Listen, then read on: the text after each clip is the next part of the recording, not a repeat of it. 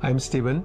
And I'm Joy Yoon, and we have been living in North Korea for 11 years. We are founders of Ignis Community, which is a nonprofit organization doing medical work, particularly working with children with developmental disabilities. When our family first started to go into North Korea, we were working in a northern rural area and doing medical work. But one day, a little girl who was only 4 years old came to our clinic, and she was spastic, quadriplegic with cerebral palsy. And so Stephen started to treat this little girl. A few months later, we were invited to the capital city of Pyongyang. But the one hesitation we had to move to the capital was to leave this little girl behind. We knew that if we left her behind, no one else would know how to treat her. And so as we moved to Pyongyang, we asked the hospital director, can you give us just one bed for this little girl so that we can continue to treat her? And his response was, we don't have any children with cerebral palsy in our nation. And we couldn't argue with him. We just said, well, we found one little girl. Can you give us just one bed? And so he allowed that little girl to come to Pyongyang. We started to treat her in the hospital. But as we started to treat her, other people in the hospital started to see that a child with this kind of severe disability can be treated in North Korea. And they started to tell their family and their friends back at home, in their hometown, in their villages. And pretty soon, mothers and their children started to line up in front of the hospital to be treated. And so as the hospital director saw the great need, he said, I did not realize that this was such a great need. We have to do something about it.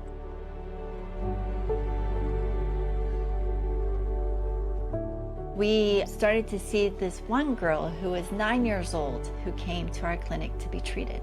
I really believe it is her journey in our hospital changed the course of treating kids or taking care of kids with disability in DPRK.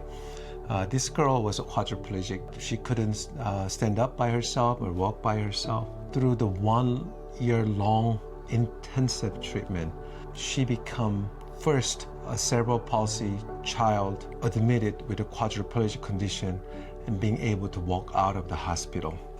And this story is so significant because her story was aired in entire North Korea and encourage parents who are raising children like this, hiding behind the door. The children who are born in North Korea with this kind of condition, the doctors will tell parents, don't let them suffer too long. Let them go quickly because it's hard for us to survive. And they will go through so much suffering, so let them go peacefully. And after I heard that, we as a family and team decided that with the children who are born and receive disability growing up, and if there is any way that we can help them to realize that their life is also worth and very important. At that time, God let me experience the power of God's healing as I treat patients.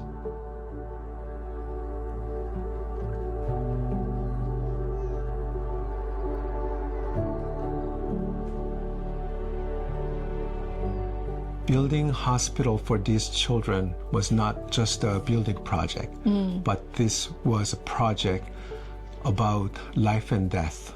This is a nation's first hospital specialized in this.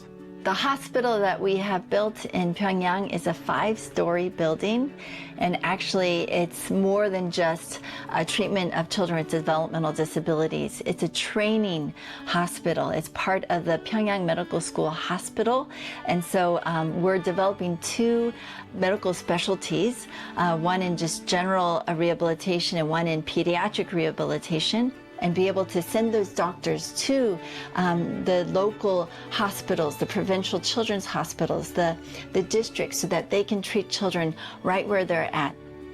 By grace of God, we were able to complete it, and then COVID happened. However, right now, the country of North Korea is just reopening to the outsider world. So we are re-invited to come back to begin our projects where we left before COVID.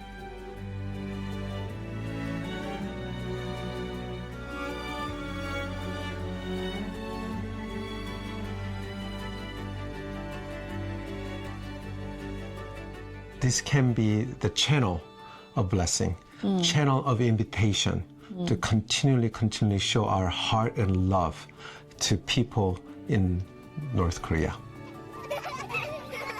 It's such a beautiful project because it highlights the beauty of being human and how God has created us all in His image. This program will give us a great platform for us to be there in a long-term setting so that we can continually walk together with fellow North Koreans to show how to care the life once seemed to be the least and being able to bring that life into highlight of the society and people.